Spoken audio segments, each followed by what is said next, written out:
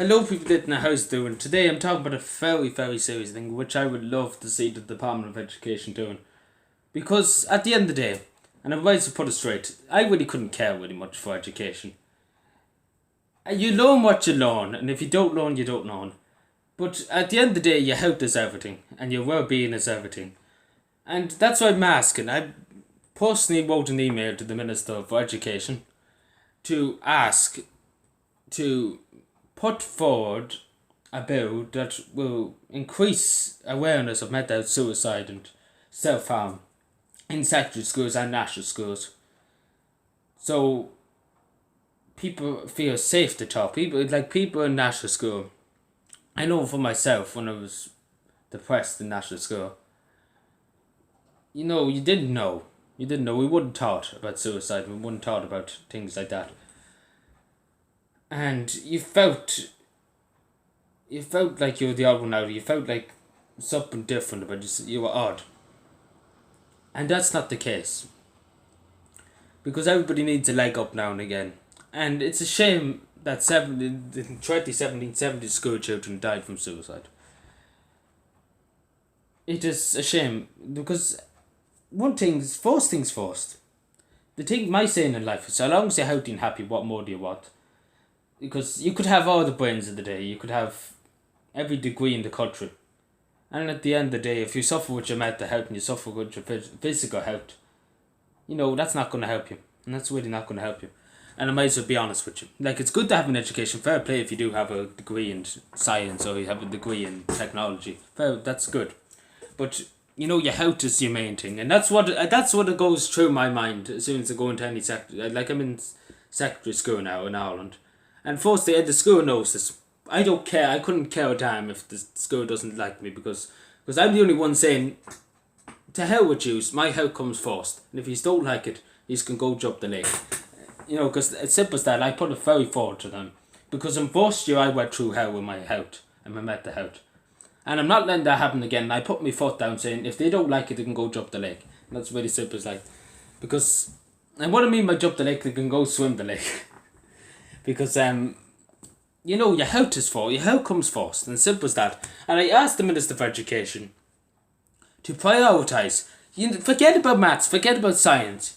First thing that should be done at the start of the school year is mindfulness, yoga, things like that.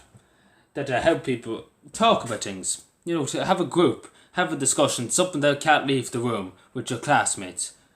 And feel open. I'm very open and I really would say anything. That's really the thing. I would say anything because after what happened in first year and after you... this is a fact for me. When you suffer from depression after you come out of the darkness, you are more open, you're more understanding person. That's what I am here. Because I'm just openly saying to people that, I was depressed and everything like that back then and I'm not afraid to say it. Because it's okay not to be okay. It's simple as that. It's okay not to be okay. Nobody can say that you're looking for attention. So many people could go on saying you're looking for attention. But at the end of the day, they're not in your head. They don't know what's going on in your head. So I asked the Minister for Education and I don't know, they probably won't respond to me because so many times I said to them about this and they won't listen. Because the only thing they want is the money. That's all they want from education. And I say to young people, if young people are watching me, talk to somebody. Talk and laughter is the greatest medicine. They could fire 10,000 medicines at you for depression and everything. But the greatest thing of all is laughter and talking to people. Because medicine can't cure anything. It's always talking to people, interacting with people. Talking about hobbies, talking about anything. Every little helps in depression and everything like that. And nobody should feel alone. The state, the Department of Education might turn your back on you. But you have your friends. You have your family. And I say to young people, push it forward in your school. There's student councils in schools. And the schools kind of limit their power in the student council. Obviously, they wouldn't let me into the student council because I absolutely would turn it upside down. Because I'd be like, this school is corrupt. This school is corrupt. I'm putting a stand, because I'd be terrible. I'd be terrible said to give. I would absolutely tear the school into shreds because there'd be civil war in the school if I started the student council. But seriously, You have to force the school to do these things. Just be like, there was sadly a few suicides in schools around my area in recent years. And I really don't think schools have learned from them suicides. They just don't care, and that's really the thing. But they do care, some teachers do care, and I give credit to them because they do try their best to be there for students. And then the teachers they just want to learn and learn and learn and learn children and couldn't care what they feel inside. Because it was all right years ago. When I was growing up, nobody could give a damn if you were jumped off a bridge. But nowadays, it's unacceptable. And I really, my heart really goes out to people who struggle with it. Because I was in the same boat 2 years ago. I was in the same boat going down the river. I was in the same boat. I really was. And I'm talking from experience. And hopefully the Minister of Education would take some kind of knowledge that he would be like, hold on. There's something seriously wrong. There's suddenly 70 children dying from suicide in Ireland a year. And he maybe should look at it. Because if I was Minister of Education, I might have put a sipper to everybody. First thing at the beginning of the year, you talk about issues, you talk about reforms in school, what you want change in school, what can we do to change the school to make it better. You know, them things. What can we do to make it easier for children? What can we do to make it safer? More understanding in school. What can we do for it? Can we bring in some programs? Can we bring a once a week class for mindfulness? What can we do? What does students want to do? Ask the students. You know, them things. But you know what? The state just doesn't care. They just want to fly ahead with their education.